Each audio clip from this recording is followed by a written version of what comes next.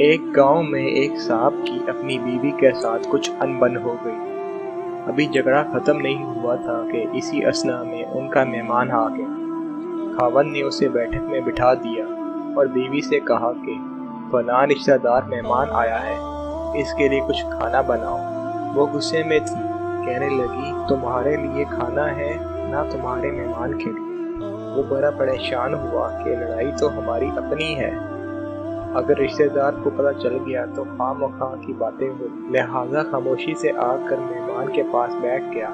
इतने में इसे ख्याल आया कि चलो बीवी अगर रोटी नहीं पकाती तो सामने वाले हमारे हमसाए बहुत अच्छे हैं, खानदान वाली बात है, मैं इन्हें एक मेहमान का खाना पकाने के लिए कह देता हूँ। चनाचा वो इनके पास गया और कहने लगा कि मेरी बीवी की तबीयत खराब है, लिहाजा आप हमारे मेहमान के लिए खाना बना दीजिए। उन्होंने कहा बहुत अच्छा, जितने आदमियों का कहीं खाना बना देते हैं। वो मुतमईन होकर मेहमान के पास आकर बैठ गया कि मेहमान को कम से कम खाना तो मिल जाएगा, जिससे इज्जत भी बच जाएगी। थोड़ी देर के बाद मेहमान ने कहा ज़रा ठंडा पानी तो ला दीजिए। वो उठा के घड़े का ठंडा पानी लाता हूँ। अंदर गया तो देखा कि बीवी साहिबा तो ज़ारों के तार रो रही है। वो बड़ा हैरान हुआ कि ये शेरनी और इसके आंसू।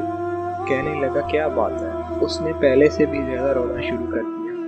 कहने लगी बस मुझे माफ़ कर दें। वो भी समझ गया कि कोई वजह ज़रूर बनी है। इसके खावंद ने कहा कि बताओ आखिर तुम्हारे रोने की वजह क्या है, तुम ऐसे क्यों रो रही हो। बीवी ने कहा कि पहले मुझे माफ़ कर दें, फिर मैं आपको बात सुनाऊंगी। खैर उसने कह दिया कि जो लड़ाई झगड़ा हुआ है मैंने वो दिल से निकाल दिया है, वो तुम्हें माफ़ कर दिया है। कहने लगी कि जब आपने आकर मेहमान के बारे में बताया और मैंने कह दिया कि ना तुम्हारे लिए कुछ पकेगा और ना मेहमान के लिए, चलो छुट्टी करो, तो आप चले गए।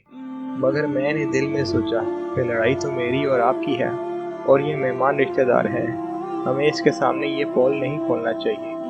चनाचा मैं उठी के खाना बनाती हूँ। जब मैं बावर्ची खाने में गई तो मैंने देखा कि जिस बोरी में हमारा आटा पड़ा होता है, एक सफ़ेद रेश आदमी इस बोरी में से आटा निकाल रहा है। मैं ये मंजर देखकर सहम गई। वो मुझे कहने लगा ऐ खातून परेशान ना हो, ये तुम्हारे मेहमान का हिस्सा था जो तुम्हारे आटे में शामिल था।